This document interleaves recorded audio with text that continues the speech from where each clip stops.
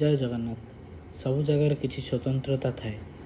ସେଥିମଧ୍ୟରୁ ବିଭିନ୍ନ ଜାଗାର କିଛି ପ୍ରସିଦ୍ଧ ଖାଦ୍ୟ ଥାଏ।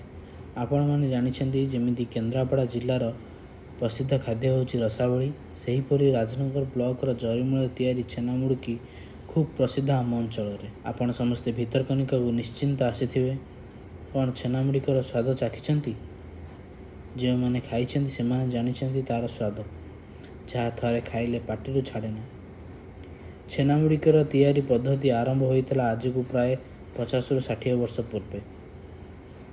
ଜରିମୂଳ କାରିଗରୀମାନେ ଛେନାକୁ କୌଣସି ପଦାର୍ଥର ବିନା ମିଶ୍ରଣରେ ସିଧା ଚିନି ଶିରାରେ ପକାଇ କିଛି ସମୟ ଫୁଟାଇ ଯେଉଁ ନୂତନ ମିଠା ସୃଷ୍ଟି କରନ୍ତି ତାହାର ନାମ ହେଉଛି ଛେନାମୁଡ଼କି। ଜରିମୂଳର ଛେନାମୁଡ଼କିର କେବଳ ଜିଲ୍ଲା କିମ୍ବା ରାଜ୍ୟ ନୁହେଁ, ଦେଶ ଓ ବିଦେଶରେ ଏହାର ଖୁବ୍ ଚାହିଦା ରହିଛି। ଭିତରକନିକାକୁ ଦେଶ ଓ ବିଦେଶରୁ ଆସୁଥିବା ପର୍ଯ୍ୟଟକମାନେ ଏଠାରେ ନିଶ୍ଚିନ୍ତ ଅଟକି ଖାଇଥାନ୍ତି ଓ ପାର୍ସଲ ମଧ୍ୟ ଘରକୁ ନେଇକି ଯାଇଥାନ୍ତି। ଏହାକୁ ତିଆରି କରୁଥିବା ଭାଇଙ୍କ କହିବା ଅନୁସାରେ ପ୍ରତିଦିନ 50ରୁ 60 କେଜି ଛେନାମୁଡ଼କି ତିଆରି ହୁଏ ଓ ଏହା ଶେଷ ହୋଇଯାଏ ମଧ୍ୟ।